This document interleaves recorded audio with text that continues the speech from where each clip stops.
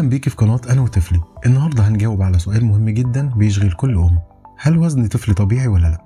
تعال نعرف الاول مع بعض الجداول المعتمدة طبيا واللي بتوضح الوزن المثالي لكل سن.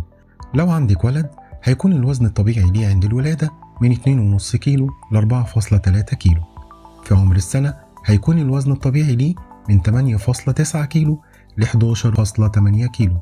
في عمر ال3 سنين هيكون الوزن الطبيعي ليه من 12 كيلو ل 15.5 كيلو.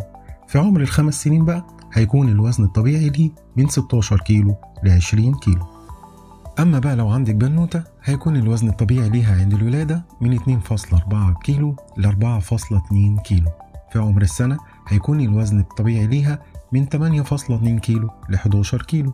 في عمر ال3 سنين هيكون الوزن الطبيعي للطفلة من 11.5 كيلو ل 15 كيلو. في عمر ال5 سنين هيكون الوزن الطبيعي ليها من 15.5 كيلو ل 19.5 كيلو. لو ابنك أو بنتك في الحدود دي يبقى الوزن طبيعي ومثالي، ولو في فرق بسيط فوق أو تحت ما تقلقيش، ده وارد وبيتحسن مع التغذية. لكن لو الفرق كبير يفضل طبعا ترجعي للطبيب الأطفال بتاعك. لو عجبك الفيديو ما تنسيش تعملي لايك واشتراك للقناة علشان توصلك كل أسبوع نصايح جديدة لطفلك.